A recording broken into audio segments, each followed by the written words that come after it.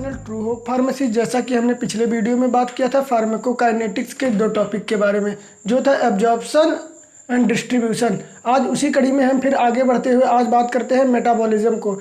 इसको एक और नाम से जाना जाता है जिसको कहते हैं बायो ट्रांसफॉर्मेशन। अब बात करते हैं कि मेटाबॉलिज्म होता क्या है।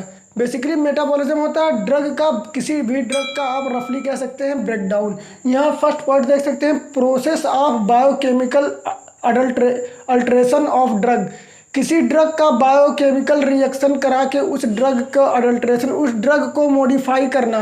कि आप एग्जांपल में सकते हैं कि हाँ कोई हाई लिपिड सॉल्युबल ड्रग है तो उसको क्या है लो लिपिड सॉल्युबल या वाटर सॉल्युबल बनाना। कोई आयोनाइज्ड ड्रग है तो उसको आयोनाइज्ड ड्रग है तो फिर अनआयोनाइज्ड ड्रग बनाना। अब सेकंड पॉइंट देख सकते हैं, बॉडी जो है कि body treats most drug as a xenobiotics. जो हमारी बॉडी होती है वो मोस्टली जितने ड्रग होते हैं उनको एज ए जीनोबायोटिक्स ट्रीट करती है। पहले तो आप ये टर्म जान लीजिए कि जीनोबायोटिक्स क्या है। देखिए मैं सभी वीडियो में जो टर्म बताते हुए जा रहा हूँ उनको आपको ध्यान रखना जरूरी है। जीनोबायोटिक्स क्या होता है कि जीनोबायोटिक्स फॉरेन सब्सटेंस, फॉरेन मटेरियल, जो कोई भी ड्रग जो हमारी बॉडी है किसी ड्रग को फॉरेन मटेरियल के लिए, तो एज हम फार्माकोलॉजी के टर्म में उसको जीनोबायोटिक्स बोलते हैं। अब देखिए इसमें क्या होता है, फर्स्ट सेकंड पॉइंट में आप देख सकते हैं बॉडी जो है हम किसी भी सब्सटेंस को एज ए जीनोबायोटिक्स ट्रीट करती है और वो क्या कर चाहती है कि वो ड्रग जल्दी से एलिमिनेट हो जाए या जल्दी से इनएक्टिवेट स्टेट में आ जाए। थर्ड पॉइंट देखिए उसी के क्या है, convert any drug into more polar water soluble. क्या होता है, वो चाहती है कि जो ड्रग है वो मोर पोलर हो जाए, वाटर सॉल्युबल हो जाए, जिससे कि वो क्या हमारे किडनी से इजीली एक्सक्रीट आउट हो जाए। अब देखिए बात करते हैं कि कौन कौन से साइट है मेटाबॉलिज्म के, बॉडी के ऐसे कौन कौन से ऑर्गन है जहाँ पे मेटाबॉलिज्म प्रोसेस होता है। तो बेसिकली क्या है, हम लोग पहले से पढ़ते हुए चले आ रहे हैं जो फर्स्ट पास मेटाबॉलिज्म इफेक्ट, इसको प्री सिस्टमेटिक इफेक्ट भी कहते हैं, जिसमें कोई ड्रग जाके मेटाबोलाइज होता है, जिसको हम लोग प्रीवियसली पढ़ चुके हैं। अब बात करते हैं जो मोस्ट इंपॉर्टेंट साइट होता है बायो ट्रांसफॉर्मेशन का, वो होता है लीवर। लेकिन क्या होते हैं कुछ स्मॉल अमाउंट में कुछ ड्रग ऐसे भी होते हैं जो हमारे स्किन, म्यूकस मेम्ब्रेन, ब्लड और गट, लंग्स, इन सब में क्या होते हैं वो ड्रग मेटाबोलाइट हो जाते हैं। अब बात करते हैं कंसिक्वेंसेस की कि बायो ट्रांसफॉर्मेशन का क्या होता है, उसका परिणाम क्या आएगा, क्या बायो ट्रांसफॉर्मेशन होने से क्या क्या होता है बॉडी में। तो देखिए इसके क्या क्या बेसिकली सिग्निफिकेंस जो है कि इनएक्टिवेशन ऑफ द ड्रग, किसी हाईली रिएक्टिव ड्रग को इनएक्टिव मेटाबोलाइट में चेंज करना। और बात करते हैं दूसरे टॉपिक के बारे में, सम ड्रग, कुछ ड्रग ऐसे होते हैं, सेकंड टॉपिक आप जैसे some drug metabolite to active state. कुछ ऐसे भी ड्रग होते हैं जो एक्टिव स्टेट में मेटाबोलाइज हो जाते हैं और होके वो क्या करते हैं मोर पोटेंट हो जाते हैं उस पेरेंट ड्रग से।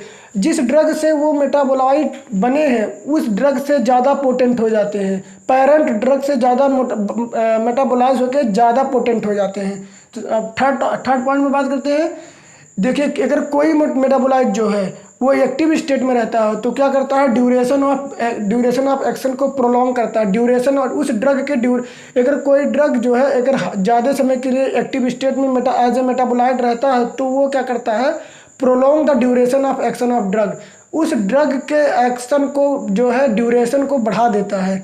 अब यहाँ फोर्थ पॉइंट में देख सकते हैं pro drug is a inactive metabolite.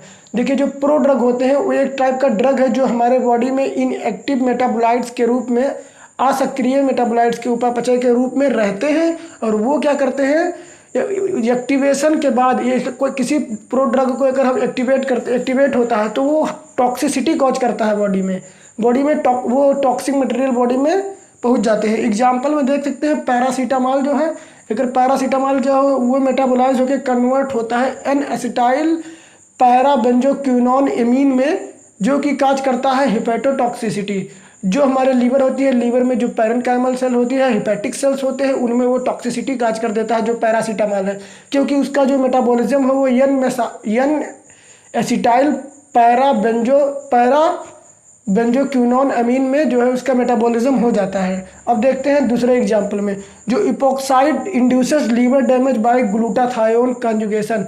देखिए जितने भी ड्रग होते हैं जो मेटाबोलाइज होकर इपोक्साइड बनाते हैं, इपोक्साइड आयन बनाते हैं, वो क्या करते हैं इपोक्साइड आयन लीवर को डैमेज करते हैं, क्योंकि वो ग्लूटाथायोन का कंजक्शन ग्लूटाथायोन से जाकर जुड़ जाते हैं।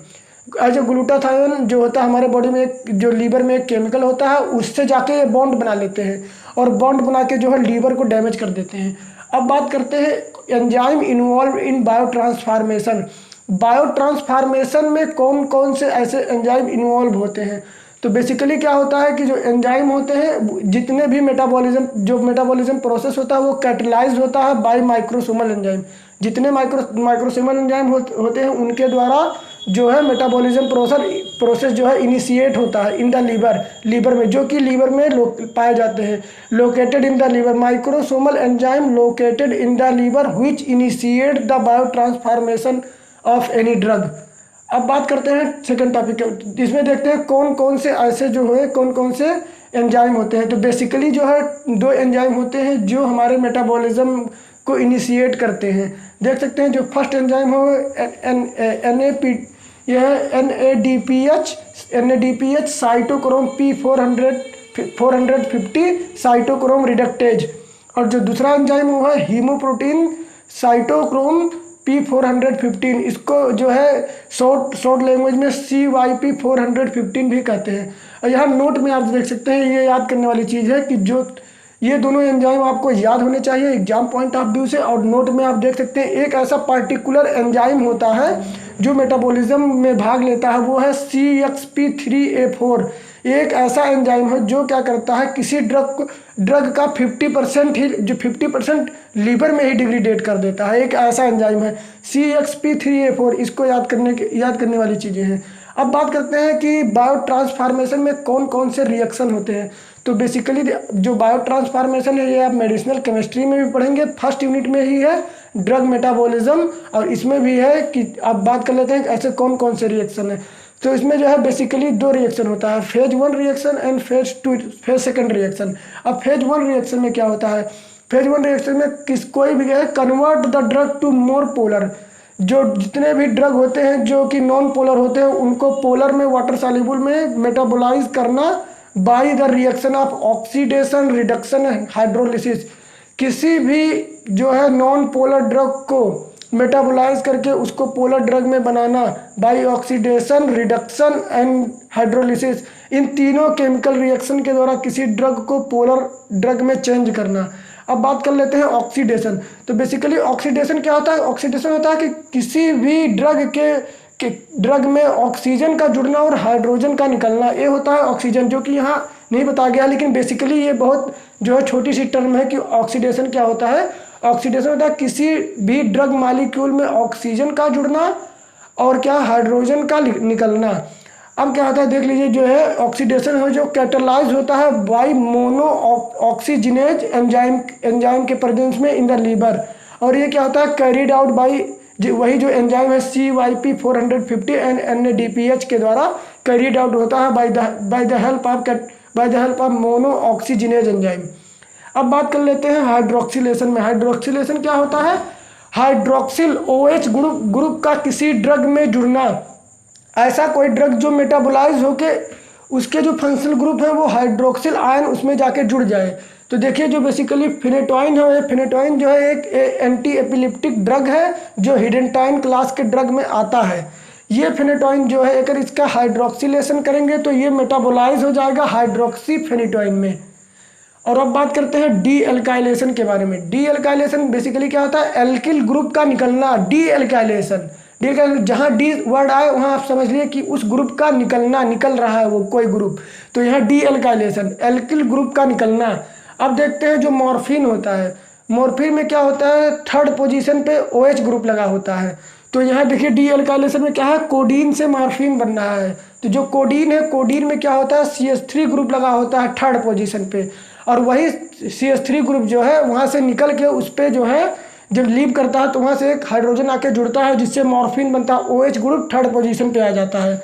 जो डी एल्काइलेशन में एग्जाम्पल में आप देख सकते हैं कोडीन से मॉर्फिन बनता है, क्योंकि जो कोडीन होता है वो क्या होता है लेस एक्टिव होता है इंस्टीड ऑफ मॉर्फिन। मॉर्फिन के जो प्रेजेंस में अगर कोई कोडीन जो है कोडीन कम होता है, पोटेंट कम होता है मॉर्फिन से। अब बात करते हैं डीएमिनेशन। डीएमिनेशन क्या था, अमीनो ग्रुप का निकलना।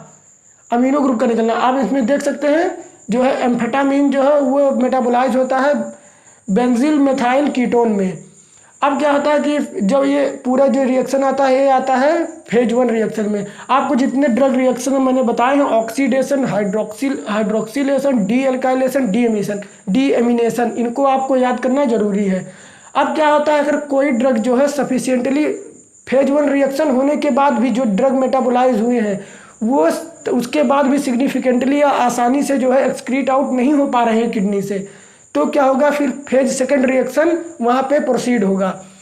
ये तो हो गया फेज 1 रिएक्शन के बारे में। अगले वीडियो में जो है हम बात करेंगे इसी के टॉपिक में आगे बढ़ते हुए फेज 2 रिएक्शन, उसके बाद आएगा एंजाइम इंडक्शन, एंजाइम इनहिबिशन, और लास्ट में आएगा फैक्टर्स इन अफेक्टिंग मेटाबॉलिज्म। ऐसे कौन कौन से फैक्टर हैं जो मेटाबॉलिज्म को इफेक्ट करते हैं। इस वीडियो के बाद जो नेक्स्ट वीडियो आ रही है उसको आपको देखना बहुत ही जरूरी है, क्योंकि जो मेटाबॉलिज्म है एक ही लेंदी प्रोसेस है जो कि एक ही वीडियो में समझाना पॉसिबल नहीं है। तो नेक्स्ट वीडियो में हम इसके आगे बात करेंगे phase 2 reaction, enzyme induction, enzyme inhibition and factor affecting metabolism. अगर वीडियो अच्छा लगा हो तो वीडियो को लाइक करें, हमारे चैनल को सब्सक्राइब करें और वीडियो को शेयर करना ना भूलें। फिर मिलते हैं किसी बढ़िया सी वीडियो में। Till then bye bye, take care, have a nice day.